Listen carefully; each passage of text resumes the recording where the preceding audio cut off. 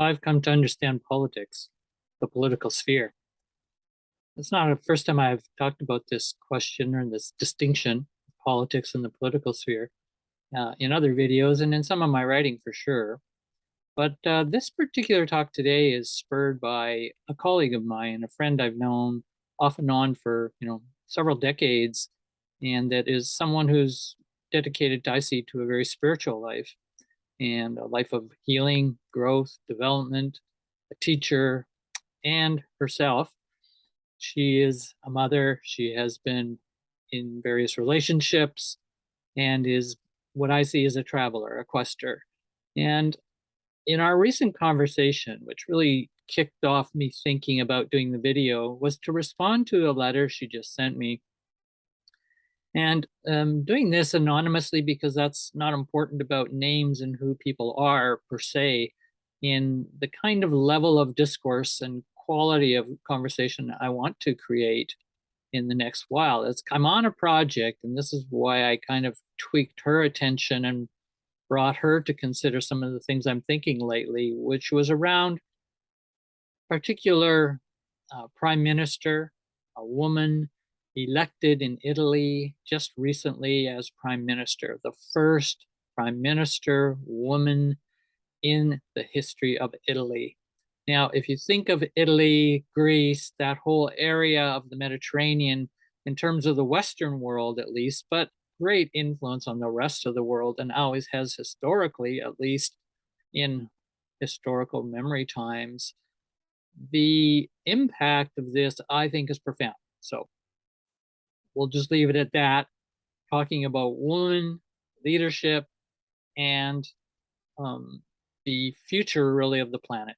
And how are we going to change and transform in the good ways that we need to be able to turn around this cascading crisis in some degree, to be able to really be good keepers, good ancestors for the next 7 generations onward, not just for humans, but for all life. So that's kind of the quick intro if I was to do a formal intro. This letter I got from this person really began to ask the attention to me to think about fascism. And this person was very curious in the letter about why I was talking about fascism and the fascist and the political fascist programs and regimes that history has known. And more particularly, I'm going to spend most of my time talking about the last paragraph in the letter. And I'm going to obviously give some of my autobiographic background in how I came to the political. It's really what I want to share to you today, and it's a good chance for me to reflect on just some highlights that will help you not only understand my work, not on just fear and fearlessness, but always within the context, fear and fearlessness within what context? Well, not just a psychological, not just a spiritual, but one that is highly social, political, economic, and obviously ethical. So I'm not in favor of fascism. And then, of course, what is the definition of fascism?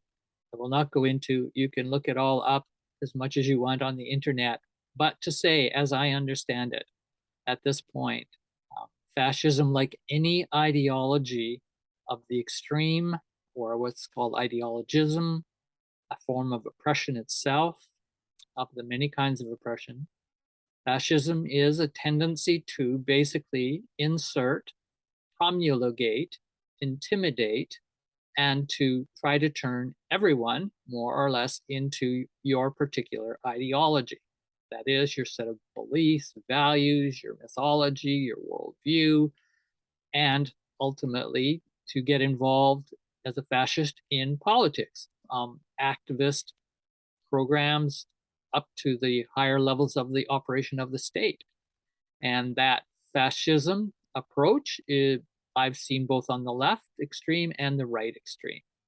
And of course, there's always the question, does extreme mean bad? I do not necessarily follow that at all. I think one can be extremist and does not have to be a fascist.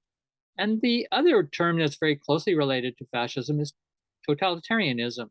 And that's a distinction you might want to spend some time with. And then there's the very interesting, I find a much more universal underlying pattern underneath fascism and totalitarianism.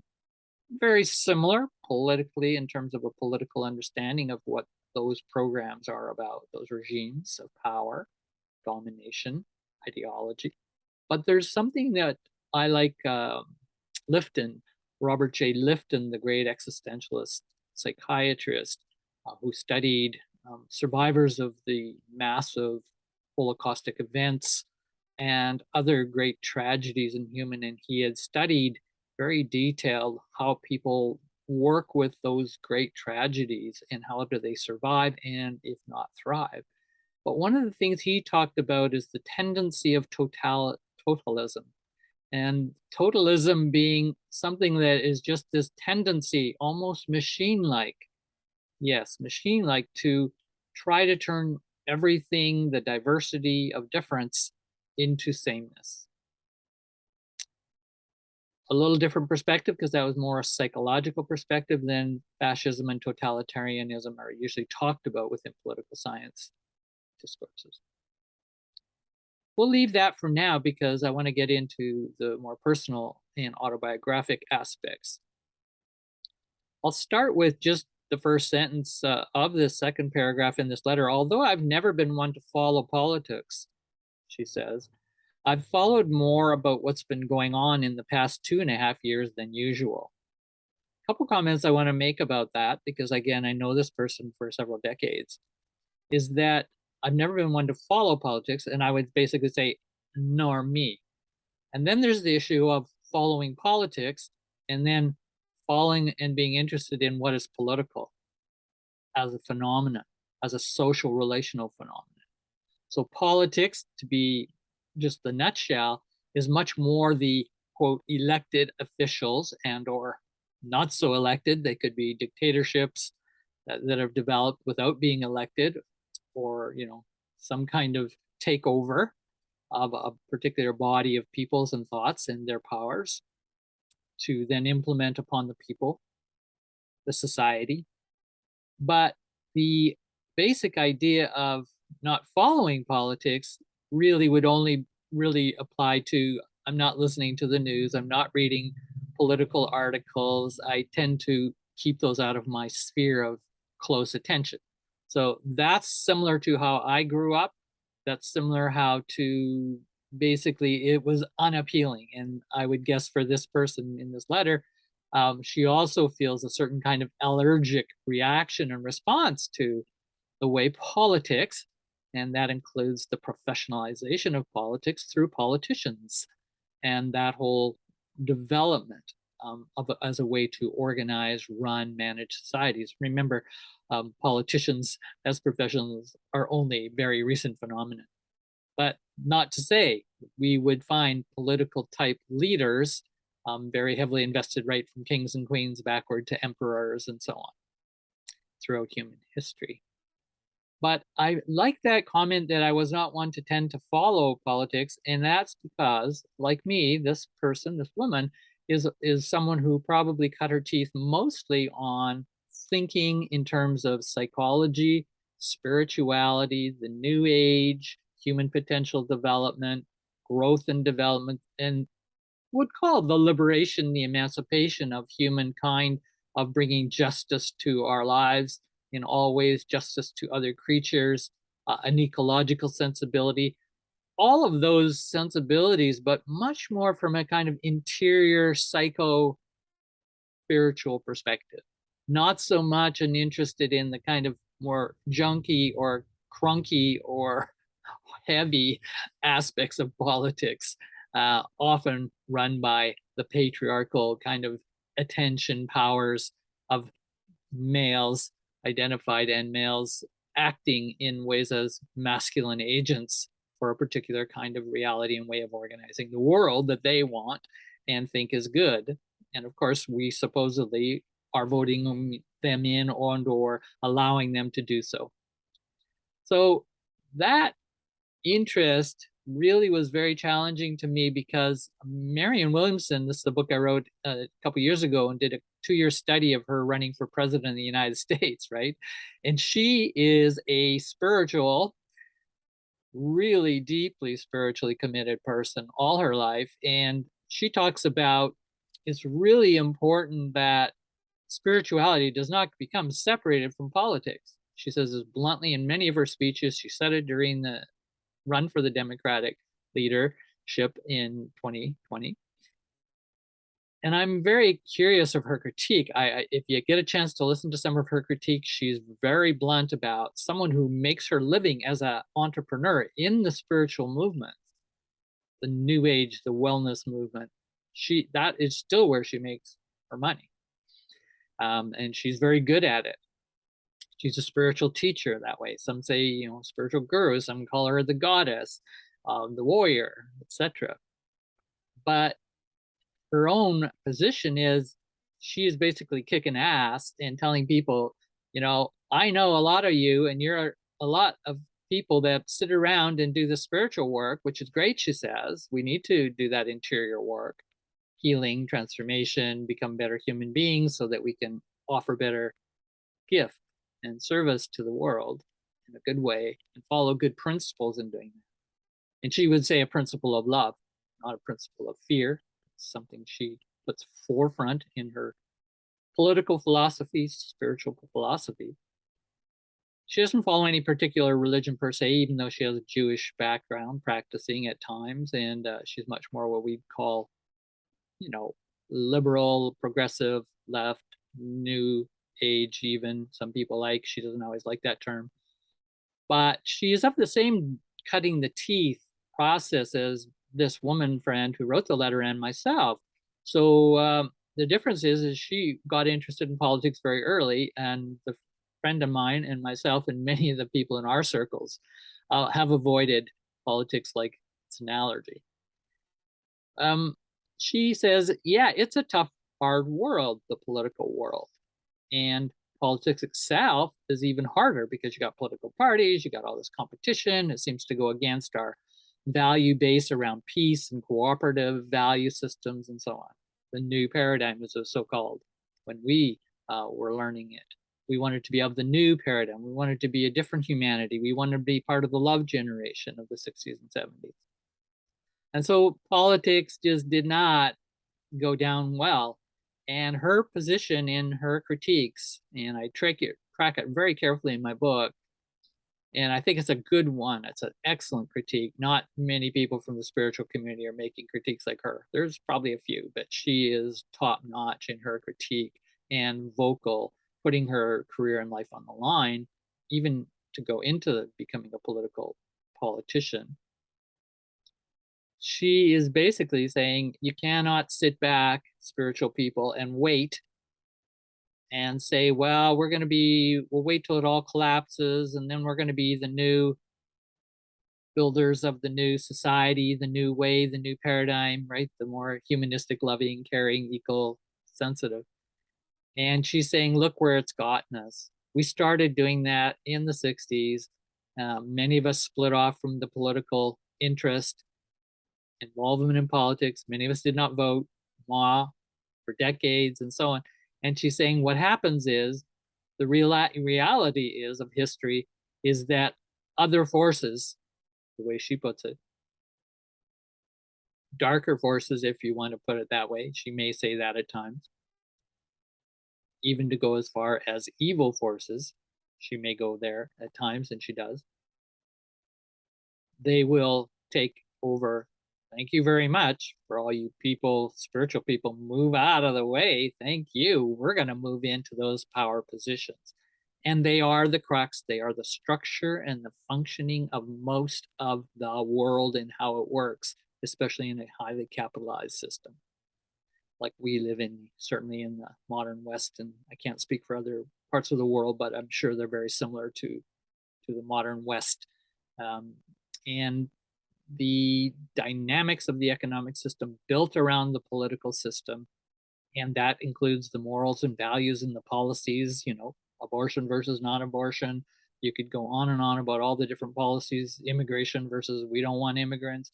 These are real ethical, philosophical, political, and they have deeply economic roots. And thus, the politicians who get to take over our spaces because we're not coming up with a higher consciousness. That's what she says. Okay, if you're supposed to be on this trip of higher consciousness and all this healing work, why aren't you stepping into those positions of power in the system? And then, of course, she says, I know politics is not for everybody. We all have different personalities and different development. But she says, we've been way behind. And guess what? We're losing. Many of what she would call those right extremes, and even she calls left extreme ideologies, fascism, totalitarianism kinds of ideas. These ideologies, very coarse, often violent, very uninterested in any idea of tolerance. They know the right way, and this will be the right way, and we'll do it, and we'll show you it is the right way because we'll have all the power, guns, control of your financial system and your living systems. And in the end, we can even kill you if you don't follow the way we go. The sameness, right? Totalism.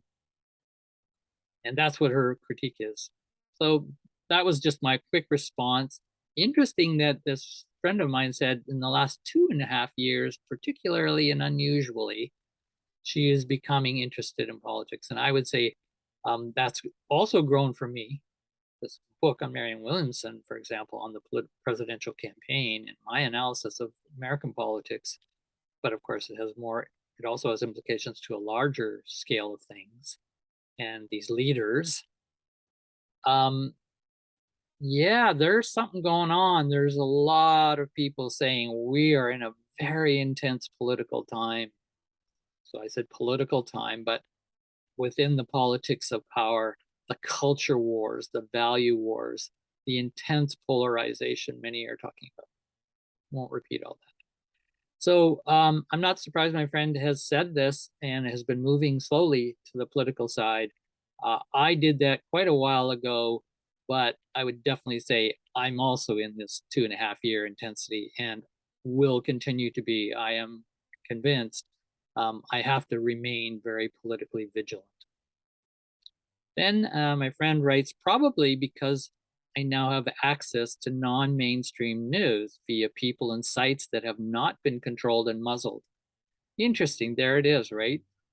Us with, let's just say on this spiritual path, the human potential movement, the consciousness movements, transformation movement, we've been very critical of the kind of value systems and the structure of knowledge in media, especially when it's owned by particular corporate political holders. 8 to 10 people actually control all of the main media, for example, in the United States. These are huge corporate elites, and they have very strong political agendas, and I can tell you they're all, quote, conservative. And of course, that doesn't mean conservative is all bad. I do not come from that position. It has good values, high values, just like the left Democrats have high values. And they both have corrupted at times through different corruptions from power and other forces. It's a long conversation. Why does something so good and ideal get pulled down into what is, pretty nasty and mean and violent and viciously oppressive? So, long topic on that. There's a shadow side to all political wings of the spectrum: central, left, right. All right, so then finding that media was not so much controlled, there were more people talking with voices, and podcasts, for example, have really grown. As you know, I do my own YouTube podcast, which you're watching right now. And so people are able to interview who they want, get these long conversations, more in depth. And of course, then there's lots of podcasts that just want hype and they want everybody knows, it's well researched, that if you want to get the highest number of hits and therefore the highest number of advertisers, therefore the highest money going to support your podcast, your program, your alternative news casting, or whatever it is you do as a journalist and or just as an amateur like most of us doing podcasts, you get more hits when you are very controversial. You use very extremist, nasty language, setting up an enemy, an opponent here, there, get them to clash, create kinds of little stories around the extreme. And that's exactly what the mainstream conservative media has done for decades, if not centuries. Won't go into that, but the danger of, it's great to get these unmuzzled, which my friend says, uncontrolled by the so-called bigger powers of elites. Problem is you get into another possibility, and it's a very common one, of what's called the media bubble, or the self-validation circles of, I only want to listen to people who think like me and have the same kind of values as I do. And so that can also become quite a nightmare. A lot of theorists on the problem of the politics of polarization today, and really bringing us many places in the world, but let's just talk about the United States and even Canada, bringing us to the edges of, quote, a civil war within our nations, never mind what we're doing with other nations and all those complexities of international relations, being caught in this polarization as well. And really, we're coming back to Cold War again, 2.0, 3.0, whatever it is now, putting the whole planet under an extreme peril in terms of many people's predictions where we are. Then, most interestingly, she says in her letter as she ends it, so do I know what's going on in the political world? She asks herself a question. She answers, no way. I don't know what to believe. My head swims with contradiction. But, she says, I am a warrior for truth and justice. Absolutely. Nice conclusion. Very controversial, and one that certainly ignites my energies and thinking about, what do we do now to be politically savvy, to be these sacred warriors, something that I've talked about. I won't go into it in this particular program, although I'll mention a few things at the end of the video about some examples of sacred warriors in the female body figuration. And so that does not mean some kind of absolute female. It's obviously gendered and has its own politics of gender that goes with that. But there is a quality of what I'm calling the feminine warrior. Some might call a feminist warrior, but right for now, I'm staying very generic as the largest umbrella, calling it the feminine warrior. And the role of the feminine warrior in this world of what I've just described, of high polarization, potential civil war, if not nuclear war, and obviously a cascading collapse of many systems of economics and ecological systems. Warrior of truth and justice, that is where this person, again, coming out of the kind of human potential movement that I'm talking about, in the higher consciousness movement, yes, it was a path of liberation that we saw before us, and we certainly drew on some of our ancient traditions of liberation theology and other, Quakers and other resistors against injustice throughout history. And, many of us of that generation really took on to truth. Let's stay with truth. Somehow truth will get us through this mess. And I think we've come now, especially when we hit our 70s, like most of us boomers are, my friend, myself, I don't think she's quite as old as I am, but maybe I'm wrong there. And so we still like the words, and she puts them in capital letter T, truth, capital letter J, justice, and yet I do too. And yet, how do we now bring that dynamic, that desire for truth and justice into real politics of the world? And that's not just in real politics itself, and politics as we know it through politicians and the processes of so-called democracy and or less than democracies, but I'm talking about into the political sphere. And I like to see the political sphere as also having a spirit.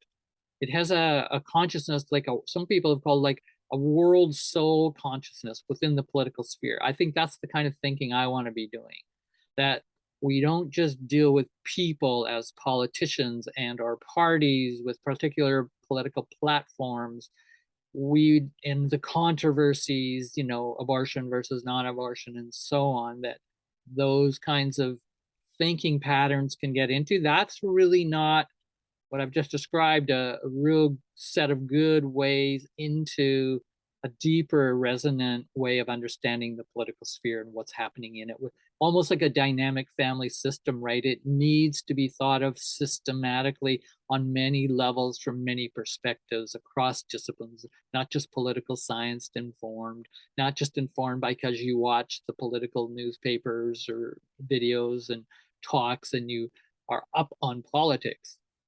No, that's only a part, and probably not the most important part from my perspective that I'm presenting here today. So, yeah, truth and justice. But then, as she says, I don't know who to believe. I don't know what to believe. I don't know what to believe. A very powerful declaration. Thank you, Ren, for saying that, and admitting that it once, when you're in your mature years and you've been on this long course of awareness, right, and consciousness, and you kind of have to come to say, wow, when I look at the world, where we're going, and the future, and then I think about what do I know that could be useful to contributing to that future. And when you start to move into the political understanding, we cannot just be spiritual beings. Well, you can if you want, and a lot of people will choose that anyway. But if you choose to, as a Marianne Williamson, as a very important, powerful, sacred warrior leader today in the political sphere, she gives great arguments, and I think she lives it. You look at her life and you go, wow, she's lived how to bring those together, the spiritual and the political. Let's say they're not opposites, and one is not going to pollute the other, is what she also says. It could, but she says you don't have to make it do that, and that's part of the conscious awareness processes. That's part of being together in collective communities of spiritual politics, if you want to call it that, and some have. There's many books on spiritual politics. It's not new, and it's also not new since the 60s. Spirituality and politics has gone together, as I say, back, you can find all kinds of examples back in the 18th, 19th century and further back. And arguably, spirituality has always had a political edge, because political edge has to do with how do we share and distribute our energies and powers in a society of beings and in with nature. So one could argue politics, the political sphere, has always been active throughout the entire history of human species. Some might even say that animals have their politics, and I think there's a justification for that too. Besides all that, as I bring this to a close now, I wanted to just say that my biggest experiences of learning the political sphere have been, in a way, forced upon me because I was looking at all kinds of things and didn't want to look at the political. And they've always come through my experiences in community. I've been in at least 4 different kinds of what I'd call conscious communities. And I don't have time today to go into all of those examples of living in conscious communities and knowing and seeing how energy power is distributed. And these are small, conscious communities, right? And I was a leader of one of those communities myself, certainly a co-leader, but also founder of, a very important teacher within that community, the In Search of Fearlessness community in Calgary back in the 80s and 90s, late 80s, 90s. So I would say the communities of practice that I learned about in those communities, the conscious communities, communities of practice is really, they were looking at female leadership. One particular of those communities was run and led and co-founded by a female, very strong alpha female type figure. And I had to learn to negotiate that, to go as a male rebel. And that was a huge learning experience for me in the 80s. From those lessons into others, but I just want to give the one example of a real concrete, not a spiritual community, but a co-housing, not co-housing, but a cooperative community housing in Vancouver, East Side. And this was really during my and Barbara's, my partner's, graduation years in Vancouver and after. when we went to graduate school at UBC, we lived in a co-op housing complex, which are very great. They've been around for, I think, 50, 60 years in Canada. They're non-ownership based. It's a common, ownership. We all just participate to look after it and pass it on generations so others can get the benefit of, you know, lower incomes for those who have low income, lower rents is what I mean, and those who have, good jobs and paying, they pay full rent for their places. So it was a unit of about 100 people. I think we had 44 units, and at some points, all of us have to volunteer different positions. And I was, for 2 years on the board of directors and was president of for a year. And it was in those 2 years, particularly, not just being in that community generally for, I think, 8 years we were there, that I learned so much about what it means to be a leader in a community of people at that level. 100 people, a lot of different backgrounds, a lot of different identities, a lot of different politics, although we certainly had a certain common ground of it's good to share and it's good to, help, and kind of good liberal values, we might call it. But, you could even say those are conservative values of tradition of taking care of others in your community, doing your duty, and those kinds of ideas. But what I learned is that I had been a rebel all my life to that point, and I did not want to be a leader, quote, manager of anything. And once I got to be a leader manager in that community of what I'd call regular people, right? Not highly selected people like my earlier community in the In Search of Fearlessness Center. No, this was a very wide, broad, and I had to learn so tough lessons about how I've used my rebel basically to escape politics. That's the gist of my lesson, and won't be able to go into that. And so I think I come to politics now in a much more mature way than I had in my rebel mentality, and that's good. I still love the rebel, but I also see huge problems of the rebel patterning. So the last part I want to mention is that I had the transformation in 1982 when I found the book by Ken Wilber. It's called Up from Eden. It's a transpersonal view of human evolution. In that book, did not know Ken Wilber at the time. He was not famous at that time, particularly. Certainly in Canada, he wasn't, in other parts of the world, but he had a small circling in the California area, and Colorado, Boulder, and so on. But Ken Wilber, a philosopher and very unique thinker, I think one of the most bright minds on the planet today, that Ken Wilber wrote this book, and in it, he was showing all these really deep understandings of how consciousness evolves, and he was synthesizing the East traditions of wisdom and the West, and bringing this great synthesis and going all many disciplines, sociology, anthropology, psychology, synthesizing, and just wonderful. I love his synthesizing. And then he's got this one chapter at the end of the book, and it's just called Republicans, Democrats, and Mystics. And I'm like, that's politics. But what's the word mystics doing in there? And basically, you have three options. You can become Democratic, you become Republican, and you become mystic, which is kind of this third space. I think I read that chapter so many times and still couldn't figure it out. And over the years, and I probably just didn't want to figure it out because I didn't want to think about politics that much. And I wasn't really interested in what's Democratic mean? What does Republican mean? What's their history? He does a nice job. And it's not the final answer and the best answer on understanding politics in the political sphere of why do we have these divisions so much in so many parties in so many countries around the world and have had historically these opposites. And then he's basically saying, but there's always been a mystical path. It's the third space. It's the third way. And yeah, it's not like you're going to get rid of that tension, but you always have a way to go. You have a relief for it. And that's where I put Marianne Williamson's politics, is in the mystical third way of bringing and integrating the best of the Democrat, the Republican, or in Canada, we call it the liberals and the conservatives.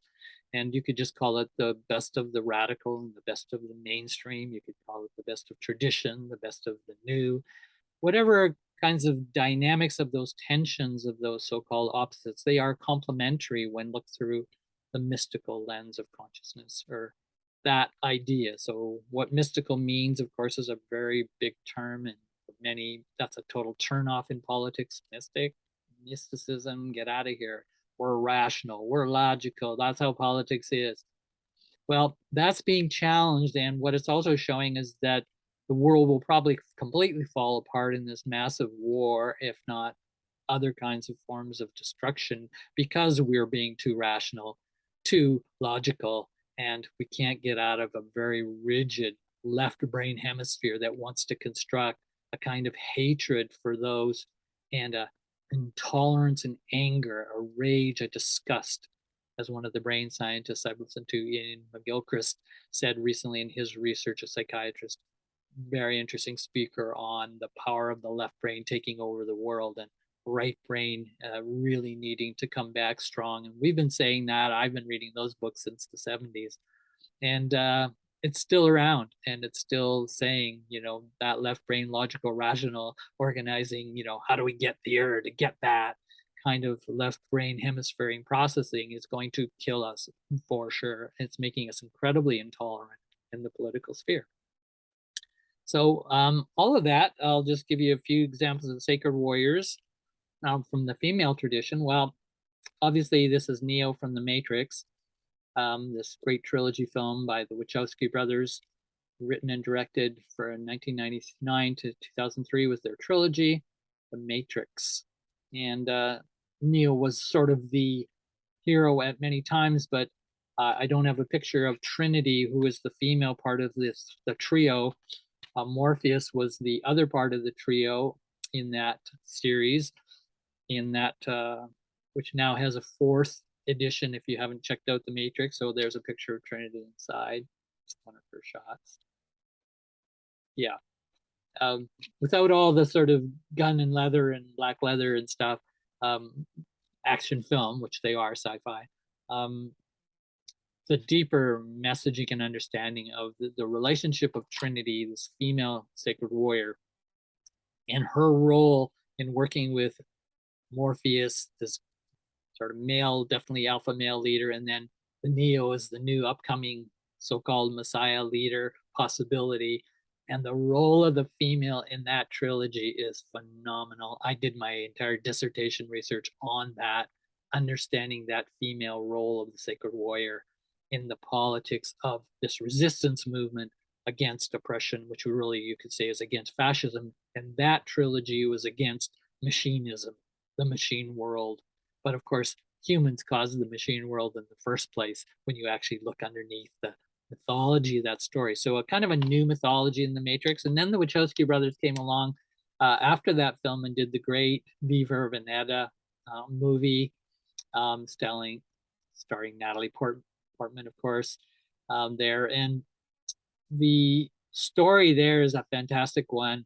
And again, the real leader, potential villain, but was really the protagonist, who was a great liberator in the UK. And there's a history of, in actual way, this is a fiction story, but based on the real story of this character. You can look at the film yourself. I highly recommend, or read about it.